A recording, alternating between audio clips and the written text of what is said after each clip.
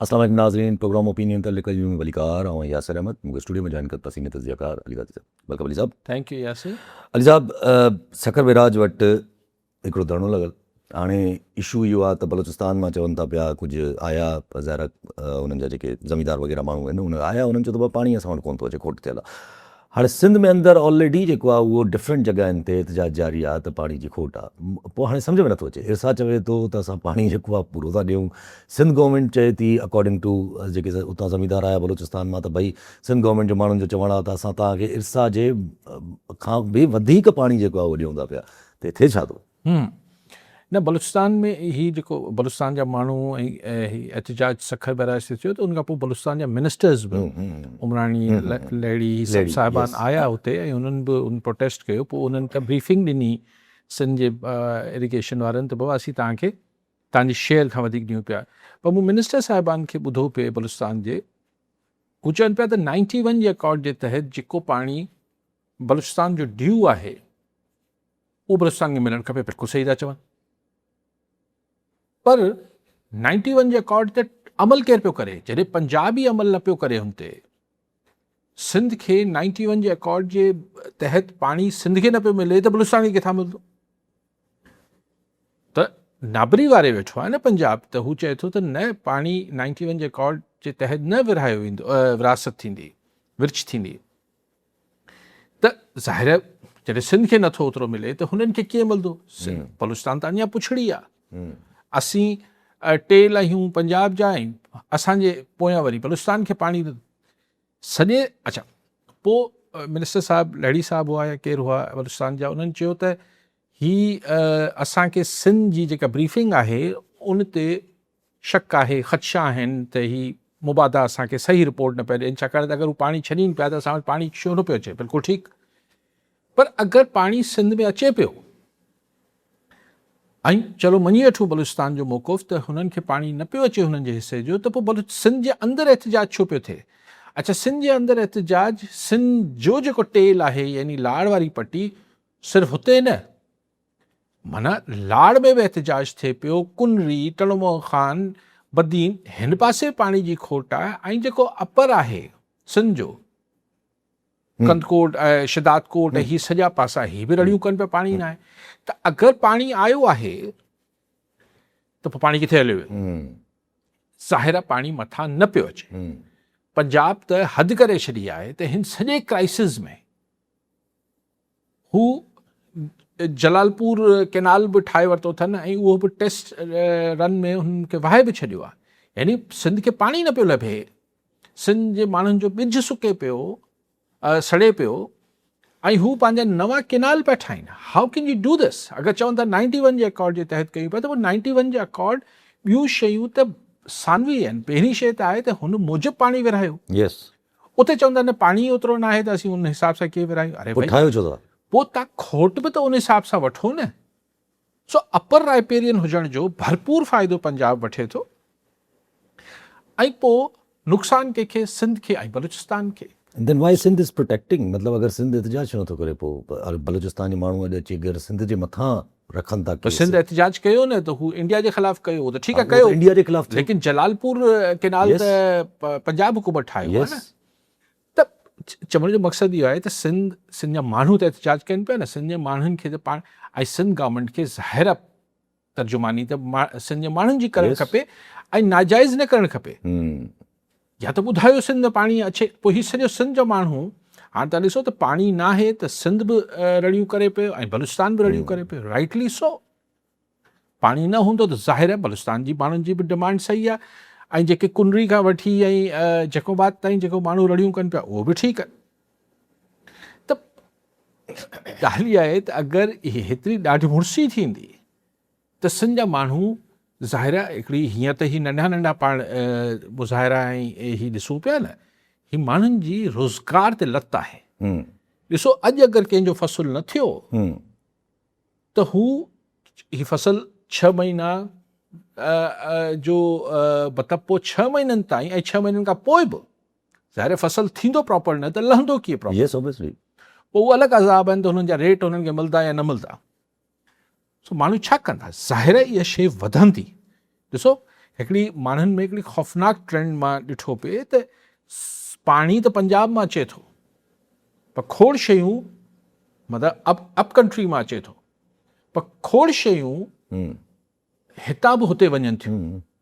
त हू पाणी अगरि रोकीनि था या पाणी में मुनसिफ़ाणी अप्रोच पंजाब नथो रखे, पंजाब गवर्नमेंट नथी रखे, पंजाब त ख़ुदि कोन थो रखे, पंजाब गवर्नमेंट अगरि मुनसिफ़ाणी अप्रोच नथी रखे, सुभाणे अगरि हितां गैस बि वञे थी, हितां सॼी सप्लाईज़ बि वञनि थियूं, त ही एटीट्यूड ग़लति आहे। जॾहिं तव्हां हिकिड़े मुल्क में रहो था, भई इंडिया बदमाशी करे थो, उहो मतिलबु हिकिड़ी सम्झ में अचण सां मुराद इहा त हुते असांजो दुश्मन आहे।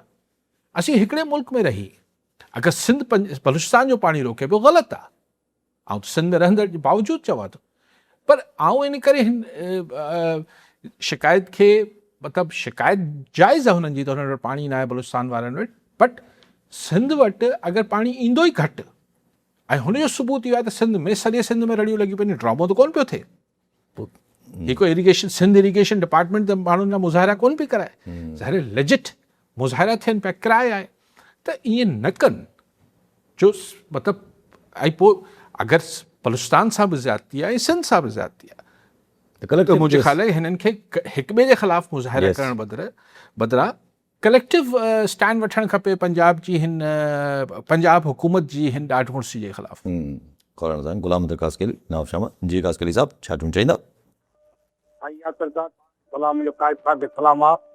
तो अर्ज़ु इहो आहे साईं, महांगाई जे दौर में हींअर पेट्रोल माना जे फाथ वरी वधी वियो 13 रुपया, अॻे तकर 13 वधियो, वरी हींअर 5 रुपया वधी आयो। साईं अटो जेको मिले थो 140 रुपया किलो आहे, ऐं खंडु मिले थी 150 रुपया किलो। हाणे तव्हां ॿुधायो जेको डेली वाज वारा तबिके वारो उहो माण्हू छा करे सघंदो।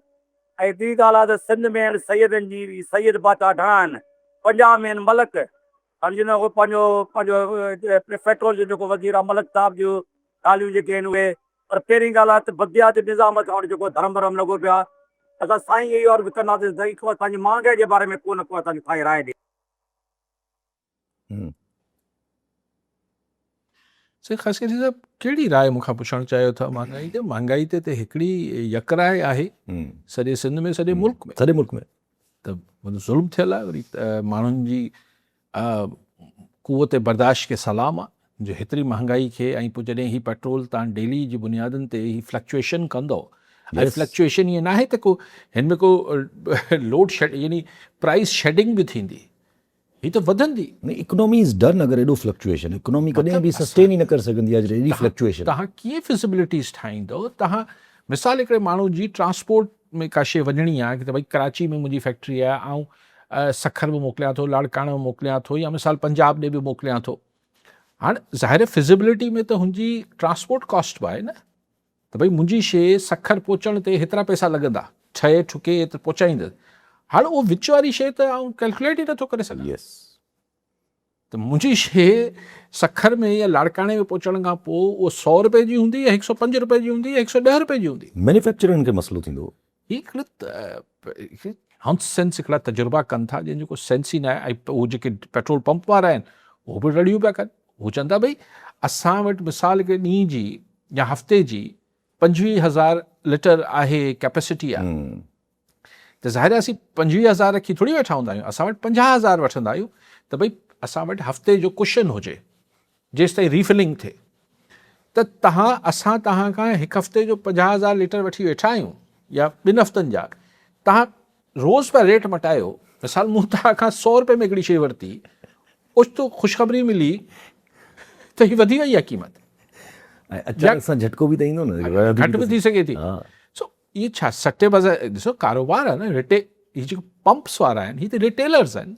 जीअं दुकानदार हूंदो आहे, उहो दुकानदार हिकिड़ी शइ वठी ईंदो आहे, पती आहे, चांहि जो दॿो आहे, हीअ आहे, हू आहे, उहो उन प्राइस में पंहिंजो मार्जिन फिट करे ऐं अॻियां विकिणे करे थो। हिते पंप्स वारे कीअं कंदा हिकिड़ी शइ? सो बसि तजुर्बा आहिनि, तजुर्बा कयो। अच्छा, हिकिड़ी काफ़ी ज़ाहिर आहे अहिड़ी सूरत हाल में हिकिड़ी ब्लीक पिक्चर त क्रिएट थींदी न, त ना गवर्नेंस जा इशू, अहिड़ा अजीबो गरीब क़िस्म जा गवर्नेंस जा इशू आहिनि, चाहे उहो बबरलो हुजे, चाहे उहो ज़ियारत वारे वाक़ियो हुजे। ज़ियारत वारे वाक़िए में बि चयूं था हाणे जुडिशल कमीशन ठाहींदा, अॼु वञी हुननि तदफ़ीन कई आहे। पर हिकिड़ी अहिड़ी पिक्चर के जिथे कुझु बि लावा ॾियणु माना ईअं छा चइजे जो अहिड़ी इकोनॉमी असीं के मुआवज़े जे इंतज़ार में आहियूं। मिसाल असां यानी ख़बरूं अफ़वाहूं हलनि थियूं त असां चऊं पिया सऊदी अरब खे त असांखे 15 सालनि ताईं जी डिलेड पेमेंट या ओधर ते तूं असांखे तेल ॾेई छॾ। असीं शायदि कतर खां बि उमेद कंदासीं त असांखे LNG बि पोइ ईअं 10-15 सालनि जी जुगाड़ आहिनि जी। हीअ ईअं आहे त मुंहिंजी दुकानु नथी हले या उनमें खसारो आहे, आऊं वही उनमें जुगाड़ कयां त फ़िलहाल यासिर खां थोरा पैसा वठी वठां, फ़िलहाल हिन खां पैसा वठी वठां, फ़िलहाल ये कीअं this is not a normal business preposition. कारोबार ते तव्हांखे मतिलबु हुनजी दख़ल ते पैसा केतिरा पिया अचनि ऐं तव्हांजो ख़र्च केतिरो पियो। असीं ख़र्च घटाइण लाइ तयारु न आहियूं। असीं वधि में वधि इहो आहे त सूबनि खां पैसा वठी ॾेई छॾींदासीं, पर हिकिड़ी हद ईंदी त सूबनि वटि बि पैसा कोन रहंदा। जॾहिं तव्हांजी अच्छा लाइकवाइज़ तव्हां GSP+ जेको इशू यूरोपियन यूनियन जो असांजी हू जेको फॉरेन हू आहे रिज़र्व्स जो मामिलो आहे, उहो बि हिकिड़ी तलवार लटकियल आहे। GSP+ लाइ हू यूरोपियन यूनियन चए थी त तव्हां हिते वाकई में कहिड़े यूरोपियन कन्वेंशन ते असीं अमल कयूं था, चाइल्ड लेबर खां वठी फ्रीडम ऑफ एक्सप्रेशन खां वठी कहिड़ी शइ ते असीं कमु कयूं था। सो असांखे घर ठीकु न करिणो आहे, असांखे जुगाड़ करणो आहे। पोइ अॼु मूं इंट्रस्टिंग ख़बर पढ़ी त उनजी रॉइटर्स जी ख़बर हुई, पर उनजी पाकिस्तान गवर्नमेंट या कुवैत जी गवर्नमेंट तस्दीक न कई आहे, पर चवनि पिया त असां कुवैत सां बि हिकिड़ो फ़ौजी डिफेंस पैक्ट करणु चाहियूं पिया जहिड़ो सऊदी अरब सां कयल आहे। मिड़ई कुवैत खां कुझु वठंदासीं। पर साहिबु हिते सुवालु हिकिड़ो वाई 15 years अक्सर माण्हू इहो उथारनि था पिया त अगरि 15 सालनि जो तव्हां सुवालु वठणु शुरू बि कयो 15 सालनि जो त वाई 15 years माना 15 साल डू यू नॉट सी के मिडल ईस्ट जी dynamics with coming years would be entirely different. थी सघे थो ईरान जा सैंक्शन मां हिन ॻाल्हि में नथो पवां। आउं त चाहियां थो त तव्हां जुगाड़ ते कारोबार कीअं कंदा। तव्हां हिकिड़ो मुल्क हलायो पिया न, हिन खे पंहिंजी रिसोर्सिस ते पंहिंजा एक्सपेंसिस ऐं पंहिंजी आमदन ते हलणु खपे न। ऐं ठीकु आहे फॉरेन पॉलिसी हुन में हिकिड़ो एडिशनल फैक्टर हुजे थो। हीअ त मिसाल ईअं आहे त असीं चऊं त भई हीअ जेका अॼु 27-28 करोड़ कुझु माण्हुनि जो ख़्यालु आहे 30 करोड़, पर चलो 28 करोड़ आबादी बि हिन मुल्क जी आहे, जेको जॾहिं 71 साल 1971 में ईस्ट पाकिस्तान जॾहिं असांखां अलॻि थियो त हुनजी आबादी वेस्ट पाकिस्तान खां वधीक हुई। अॼु हुनजी असांखां घटि आहे, बल्कि 16-17 करोड़ आहे, असां 28 करोड़ ते पहुतल आहियूं। वो भी 20-22 करोड़ ते पहुता अच्छा, पर असांखां त जाम घटि आहे, जाम घटि करोड़नि में घटि आहे। हाणे असां वटि 28 करोड़ आहे, असां वटि आबादी साल फूड क्राइसिस जी ॻाल्हि कयूं था न, त असीं छा प्लानिंग कयूं पिया। असीं यूक्रेन मां कणिक घुराए पोइ माण्हुनि खे अटो खाराईंदासीं। अच्छा चलो इहो बि प्लानिंग आहे, इहा बि प्लानिंग आहे त तव्हां डॉलर किथे आहिनि, घुराईंदो कीअं। अच्छा पॉपुलेशन खे ठीकु न करिणो आहे, पोइ चवनि था हिन लाइ बि को ॿियो अची सिविल हुकूमत जी मदद करे। ख़बर त आई, ख़ुदा ख़बर सही हुई ग़लति हुई, न ख़बर सही हुई त इहा कम बि असांजी मिलिट्री इस्टेब्लिशमेंट कंदी, हवाले कयो वियो आहे पॉपुलेशन कंट्रोल कंट्रोल। ॾिसी पॉपुलेशन कंट्रोल वॾो मसइलो आहे पाकिस्तान जो। हिकिड़ो आउं चवंदो आहियां टिकिंग बॉम्ब आहे, हिकिड़ो बम आहे जेको रोज़ टिक टिक करे पियो। छाकाणि त अगरि हिन स्पीड सां असां वधियासीं त ईंदड़ 10 सालनि में अगरि असीं 35-36 करोड़ थी वियासीं त किथां मुंहुं ॾींदासीं। न रिसोर्सिस, लेकिन छा आहिनि की तव्हां ताक़त जे ज़रिए पॉपुलेशन कंट्रोल करे सघंदा। इहो किथे दुनिया में न थियो आहे। बांग्लादेश जो जेको मॉडल हो त हुते वुमेन्स एम्पावरमेंट कई वई, और तूं फ़ैसला खणो, औरतुनि खे माशी तरह सघारो कयो वियो। ऑटोमेटिकली फ़ैसला पूरे खणो। जॾहिं औरत माशी तरह सघारी थी त हुन केतिरा ॿार ॼणजनि केतिरा न ॼणजनि, हुन में हुनजी से ऐं असर अची वियो। हींअर छाकाणि त असां वटि मर्द डोमिनेट करे थो माशी तरह, इन करे फ़ैसला बि करे थो भई बसि जेका आहे भले 8 ॿार थियनि 10 ॿार थियनि। त चवण जो मक़सदु आहे त तव्हां को ताक़त जे ज़रिए हीअ त हू जीअं बेवकूफ़ कयो इंदिरा गांधी जे पुटु संजय गांधी त मतिलबु नसबंदियूं करणु शुरू कई। इहो को मसइले जो हल हो छा? पोइ उते छा इंडिया जी पॉपुलेशन कंट्रोल थी चवनि सां? अॼु चाइना खां बि इंडिया वधी वियो आहे। गुलाम हसन चांडियो मदीन मां। जी चांडियो साहब छा चवणु चाहींदा? सर मौजूदा सदर आसिफ अली ज़रदारी इमरान ख़ान जे हुकूमत जे पहिरें दौर जे पहिरें ॾींहंनि में या उन सां अॻु नवाज़ शरीफ़ जी हुकूमत हुई उन जे आख़िरी दौर में मीर जाफ़र ख़ान जमाली यूनिवर्सिटी में बलोचिस्तान में तकरीर कई त मूंखे जॾहिं बि इक़्तिदार मिलियो त आउं सेंट्रल एशिया रियासतूं जेके हिन खां रशिया खां सोवियत यूनियन खां आज़ादु थियूं आहिनि उतां आउं पाणी वठी ईंदुसि सिंध जे लाइ। हाणे जीअं त सदर साहिबु हींअर इक़्तिदार में आयो आहे ऐं असांजे इन देरि करण जे करे त मौलवी उमर जॾहिं हुकूमत ख़तमु थी त हिंदुस्तान वञी इंडिया इनखे अफ़गानिस्तान में हामिद करज़ई चयो असां तव्हांखे डैम मां ॾे था ॾियूं दरिया क़ाबिल ते। हाणे हिते हिकिड़ी सूरत हाल रखंदो वञा त ताजिकिस्तान मां दरिया आमू निकिरंदो आहे वञी अरल ढंढ आहे वॾी दुनिया जी मिठे पाणी जी उन में छो कंदो ॿुधो सर।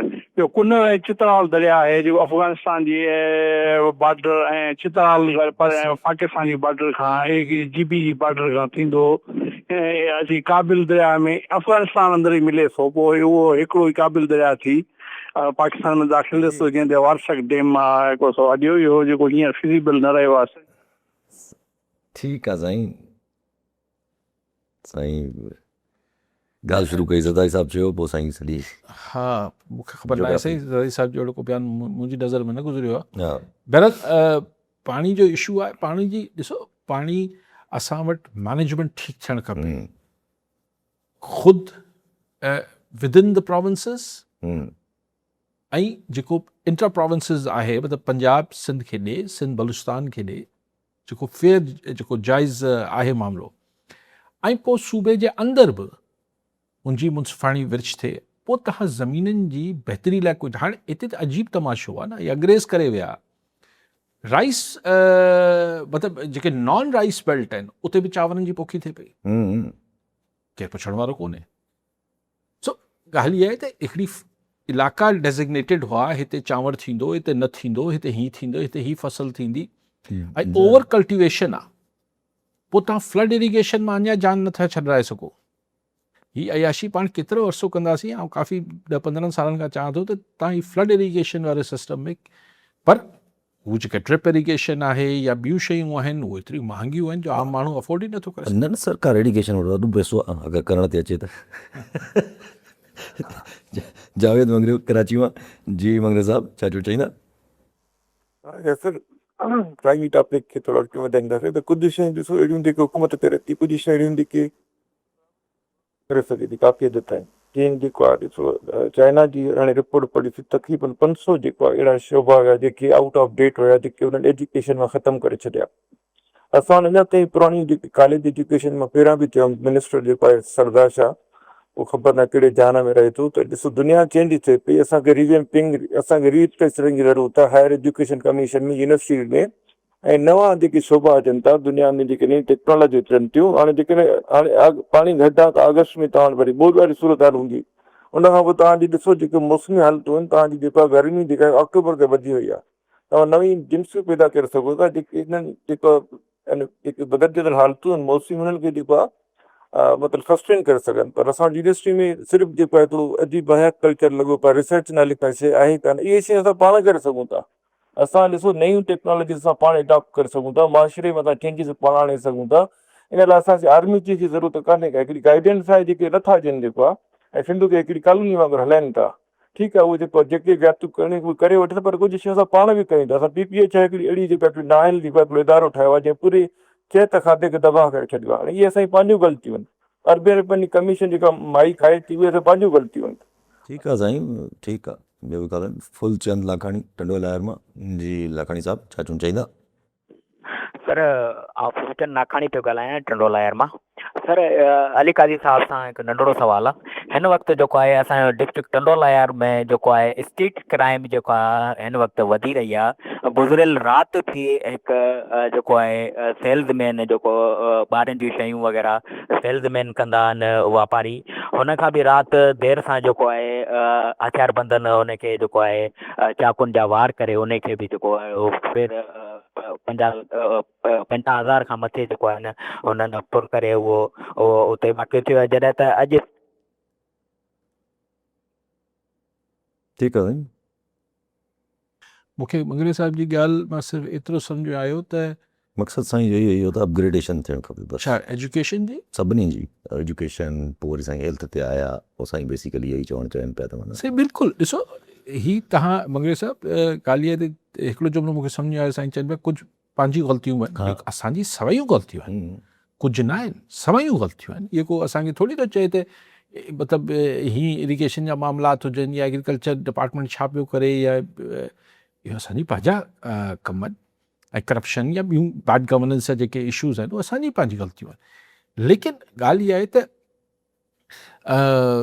ऐं तव्हां चओ था अपग्रेड करणु खपे ही त जॾहिं तव्हां गवर्नेंस खे ठीकु कयो था जॾहिं तव्हां हुन में हिकिड़ा right person for the right job जेको रखो था त हुनजो को इंट्रस्ट हुजे थो हुनखे ठीकु करण जो जॾहिं असां वटि वाइस चांसलर्स बि हाणे जीअं लॻजनि था नथो हुन तफ़सील में वञा त पोइ उन शौक़ु कहिड़ो पैदा थींदो टिनि यूनिवर्सिटियुनि ते हिकु वाइस चांसलर वेठो आहे इहो अलॻि तमाशा आहिनि त मतिलबु असांखे सॼी 5.5 करोड़ माण्हुनि मां ॿिनि यूनिवर्सिटीज़ लाइ 2 वाइस चांसलर नथा मिलनि तंहिंजे करे हिकिड़े हिसाब ते 3 यूनिवर्सिटियुनि जो ॿार ॾिसी ही केरु असांखे चए थो असीं पाण कयूं था फूलचंद साहिबु ही जेको तव्हां क्राइम स्ट्रीट क्राइम जी ॻाल्हि कई ॾिसो आउं हिकिड़ी ॻाल्हि जो तमामु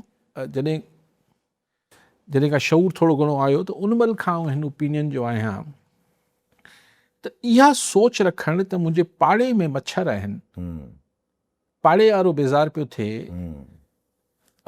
गंदगी आहे त आउं मुंहिंजे घर में त कोन्हे न नेठि मच्छर हिते ईंदो नेठि वायरसिस ईंदा त जॾहिं ही अपरसन में ही लॉ एंड ऑर्डर ऐं ही सॼी शइ ख़राबु थी त ज़ाहिर आहे इहो लाड़ में छो न थिए कल बदीन वारनि लॉ एंड ऑर्डर ते मुज़ाहिरा कया टंडलयार ऐं तव्हां ठठियारनि खां पुछंदो हुते बि सूरत हाल आहे कराची त तव्हांजे साम्हूं आहे सो शयूं की दीवार त कोन्हनि रोके छॾिजे क्राइम हूंदो का बि शइ हूंदी हू ॿिए हंधि ईंदी ऐं तव्हां कॉलर आहे हिन ते थोरो ॻाल्हाइणु चाहियां थो तव्हां ज़ाहिद हुसैन मुबारकपुर जी महर साहब छा चईंदा साईं जी अली काज़ी खां इहो पुछंदासीं त सिंध गवर्नमेंट ऐं जेको सरदार शाह स्कूल जेको सिंध स्पेसिफिक बजट जेकी आहे रखी वई आहे उन में मुबारकपुर जा 2 स्कूल आहिनि जेको आहे गवर्नमेंट गर्ल्स स्कूल मुबारकपुर जंहिंजी बजट 33 लख रुपया आहे अञा हिन वक़्तु ताईं 10 ॾींहं थियण वारा आहिनि स्कूल खुलण में पोइ अञा ताईं सिर्फ़ु रंगनि ताईं उहो कमु महदूदु कयो वियो आहे उहो बि माना नाक़िस कमु हले थो ऐं ॿियो वरी स्कूल आहे government higher secondary campus school Mubarakpur जंहिंजी 76 लख रुपया बजट आहे उनजो बि इहो ई कमु आहे जेको ॿारनि खां स्कूल जे ॿारनि खां शायदि करायो वञे थो उहा बि अञा साईं आवाज़ ड्रॉप थो थी वञे अच्छा पहिरीं हू आउं ॻाल्हि कंप्लीट करे वठां ॾिसो मूंखे कुझु ॾींहंनि खां ई काफ़ी ख़फ़ो आहे त हीअ जेका सिचुएशन पाण बलूचिस्तान में ॾिसूं पिया दहशतगर्दी या हीअ जेको एंटी स्टेट एलिमेंट आहे ऐं जेको हुते ॿियो कुझु थिए पियो सिंध ऐं पंजाब ही केपी में घणो हो पोइ हाणे बलूचिस्तान में बि इलाही वधी वियो आहे बल्कि ॿिन्ही में हिक ॿिए खे सप्लीमेंट कॉम्प्लीमेंट कनि पिया सिंध जो त को ईअं त न आहे छा पासपोर्ट ॾियणो पए थो शयुनि खे ईअं न सम्झिजे त हुते थिए पियो त मुंहिंजो छा वञे ज़ाहिर ईंदो अगरि हिकिड़ी परेशानी हैदराबाद में आहे त देर सवेर कराची ईंदी ऐं कराची में आहे त हैदराबाद वेंदी हैदराबाद में वेंदी त नवाबशाह में वेंदी ऐं पोइ लाड़काणो ऐं पोइ सो ऑन सो शयूं रुकजंदियूं न आहिनि हिकिड़े मुल्क में जॾहिं तव्हां रहो था त शयुनि जो हिक ॿिए ते असरु पए थो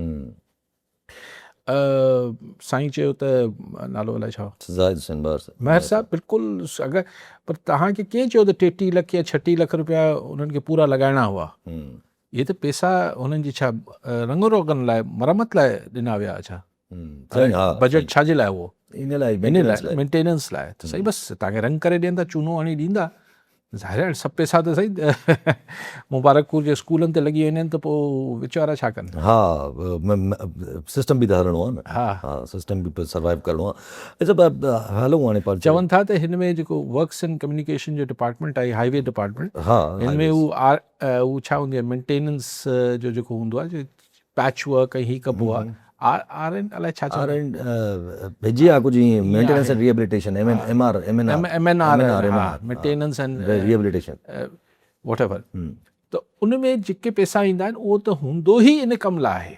जेके बि करोड़े या अरब 1.5 अरब रुपयो रखियो वेंदो आहे उहो इन ई मक़सद लाइ हूंदो आहे त उन मां ख़र्चु कढिबो आहे। ठेकेदार खे चइबो आहे अचु बाबा ही 15 लख रुपए चेक तुंहिंजे नाले कटियूं पिया, हिन मां 50,000 तुंहिंजी ख़र्ची 14.5 लख रुपया मोटाए ॾे। त इहो त ही कम त हूंदा ई इन लाइ आहिनि से बदकिस्मती आहे। जिथे इहो घणो हूंदो आहे उते वधीक न इहे ख़ुशि थींदा आहिनि, उते वेंदा आहिनि, उनजो फ़ाइदो वधीक हूंदो आहे। अॼु वक़्तु हलूं पंहिंजी ॻाल्हि जेका हाणे ज़ाहिर आहे मुल्क में हले पई हिकिड़ी सियासत जी बि ॻाल्हियूं हलनि पियूं पयूं। मौलाना फज़ल रहमान साहब बि जेको आहे उहो पोइ हिते बि नथा हटनि। नून लीग वारनि खे सम्झ में बि नथो अचे। अॼु मलिक हिम्मत ख़ान साहब चवनि था त असांखे वाक़ई सम्झ में नथो अचे त मौलाना फज़ल रहमान साहब अहिड़ा बयानात छो ॾिना आहिनि। ऐं इहो बि नजम सेठी साहब चवनि था त मौलाना साहब शायदि जज़्बात में कुझु करे विया आहिनि, बुरो त लॻो हूंदो पर जज़्बात में थी वियो आहे। पर हिन वक़्तु मौलाना साहब जे ख़िलाफ़ु कोई अहिड़े नमूने जो कोई अहिड़ो क्रैकडाउन बि न आयो आहे। पर कल्ह हिकिड़ी अफ़वाह वरी हलाइण जी कोशिशि थी वई त मौलाना फज़ल रहमान उहो बि ज़रा जेके करीबी माण्हू आहिनि उन्हनि चयो त भई हिकिड़ी फ़ोन कॉल लीक थी आहे जंहिंमें मौलाना जा माण्हू चवनि था पिया त अगरि कुझु मौलाना खे थियो त असां GHQ ते जेको आहे हो कंदासीं वञी, धरणो हणंदासीं वञी, इहे ॻाल्हियूं बि अचणु शुरू थियूं। त का ज़ाहिर ही किथे दंग कंदो, बट छा मौलाना खां माफ़ी वठबी, छा मौलाना तस्दीक उहो कंदा? न ॾिसो, मौलाना साहब अञा ताईं हुनजो को फॉलोअप स्टेटमेंट न ॾिनो आहे हुन ॻाल्हि जो। लेकिन संदसि पार्टी वारा ही मूं न ॿुधो त ही को असीं लेकिन हिकिड़े जलसे जी ॻाल्हि थी जेको राणा सनाउल्ला जो अॼु मूं बयानु पढ़ियो त असां कंहिंखे बि उते हुन हंधि ते रावलपिंडी में जलसो करणु कोन ॾींदासीं। हा, लेकिन पोइ वरी मूं कंहिंखे ॿुधो, ख़ुदा ख़बर सही या न आहे, छाकाणि त असां वटि त ॿुधोसीं त सुभाणे शायदि इस्लामाबाद में को लॉयर्स कन्वेंशन मौलाना फज़ल रहमान घुरायो आहे। त ज़ाहिर लॉयर्स कन्वेंशन घुरायो वियो आहे त हुन मौलाना हिन ॻाल्हि ते जेको बि चवणो हूंदो चवंदो। बट मूंखे जेका मुंहिंजी में बि आउं ग़लति हुजां या मूं वटि इंफॉर्मेशन न आहे, मूंखे नथो लॻे त मौलाना हिन पंहिंजी ॻाल्हि खे को माज़रत या वज़ाहत या हू हिन खे स्टैंड वठियो वेठा आहिनि। छाकाणि त संदसि वेझा साथी एडवोकेट कामरान, छा नालो आहे जेके कामरान मुर्तज़ा साहब, हुनजी मूं ॿोली ॿुधी पे सभिनी जी हाफ़िज़ अब्दुल्ला साहब उहो किथे बि लचक न पिया ॾेखारीनि। त ज़ाहिर हुननि मौलाना खां पुछियो हूंदो न सर अगरि गुस्से में कह गए तो हम ज़रा ऊपर नीचे कर लें, वो किथे बि लचक न पिया ॾेखारीनि। इंट्रस्टिंग ॻाल्हि चई मलिक अहमद साहब, स्पीकर पंजाब सम्झा वेंदा आहिनि, वेझो बि सम्झा वेंदा आहिनि इस्टेब्लिशमेंट जे तमामु, हो त चया वेंदा आहिनि त नून लीग में आउटसाइडर आहिनि, PML आहिनि, मरियम नवाज़ शरीफ साहब जे पैरेलल आहिनि हिकिड़े क़िस्म जा। उन्होंने हिकिड़ी ॻाल्हि चई, उन्होंने चयो त मौलाना साहब को अब क्यों मसला हो रहा है, जब मुशर्रफ साहब को बावर्दी सदर तस्लीम किया था तो अब क्यों मसला हो, छा अहिड़ी का ॻाल्हि थियणी आहे छा?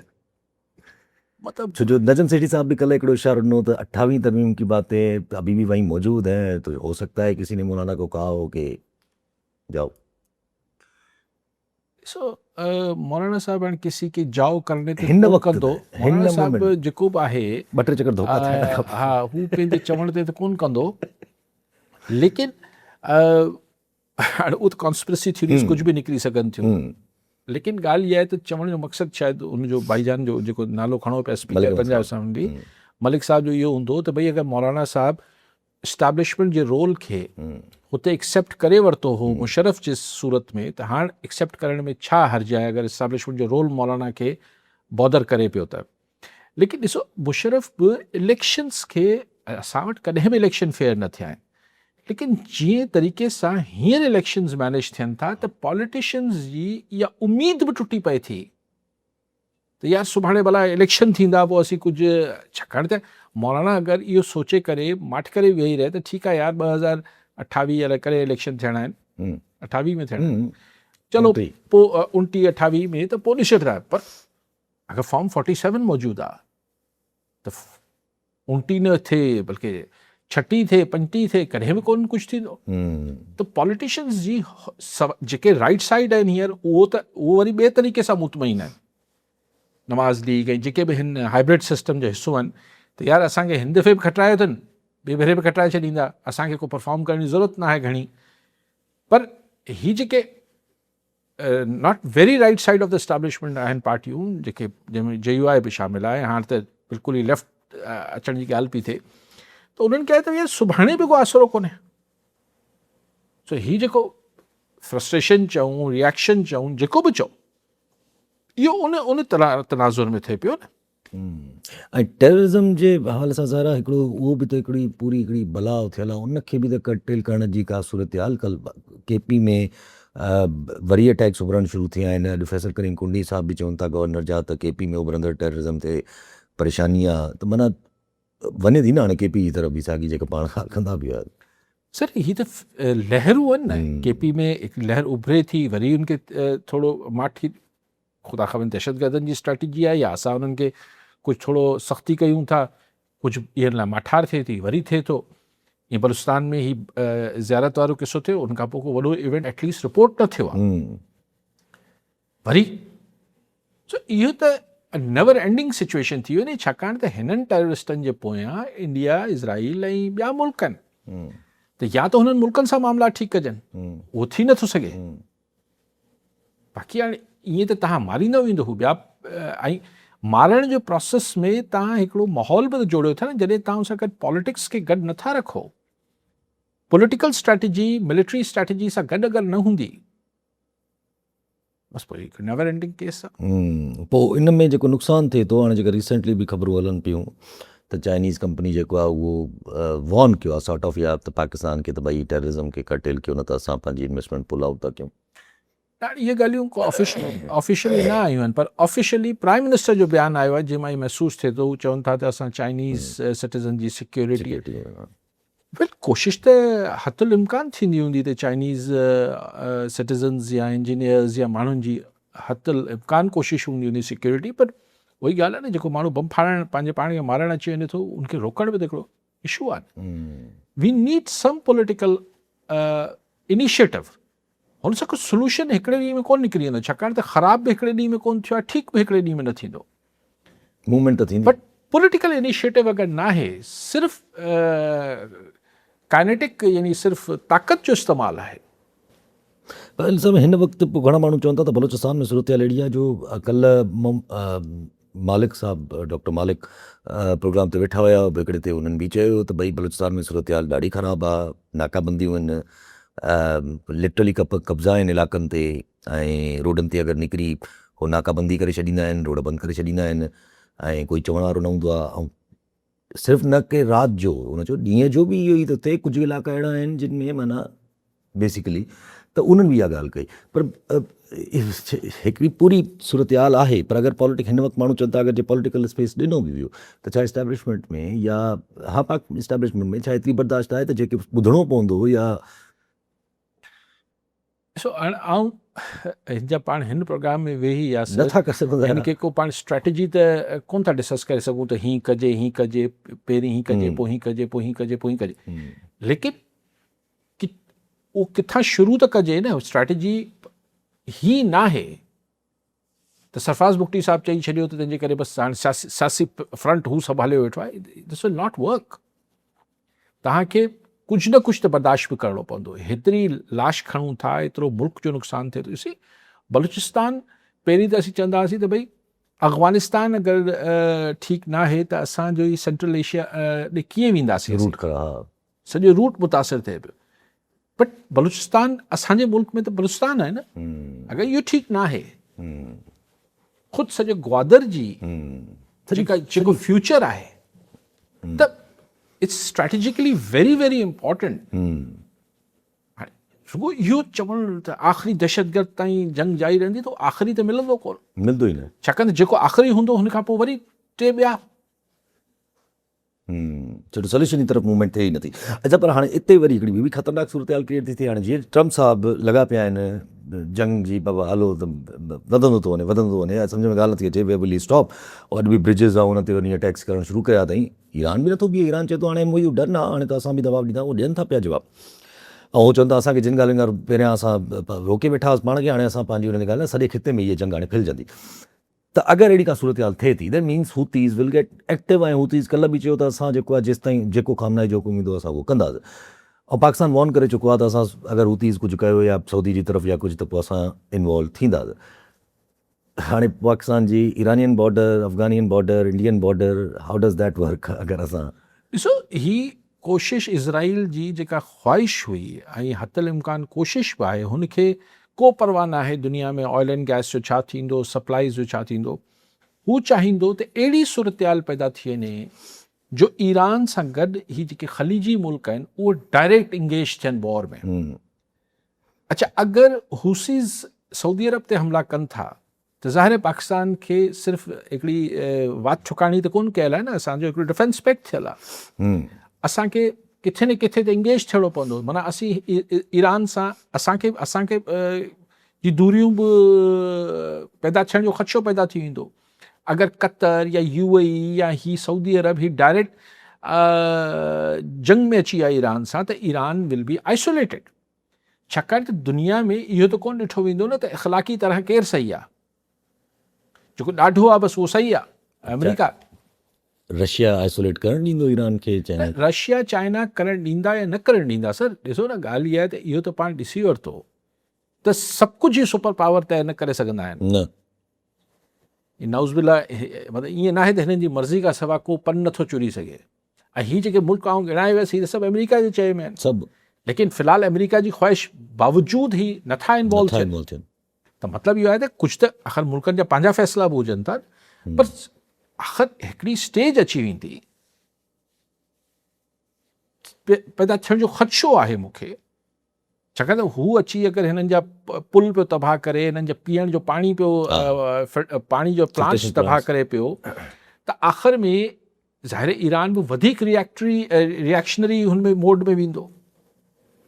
त ज़ाहिर हिननि ई मुल्कनि खे मारे सघे थो न, वॉशिंगटन ताईं त पहुची नथो सघे।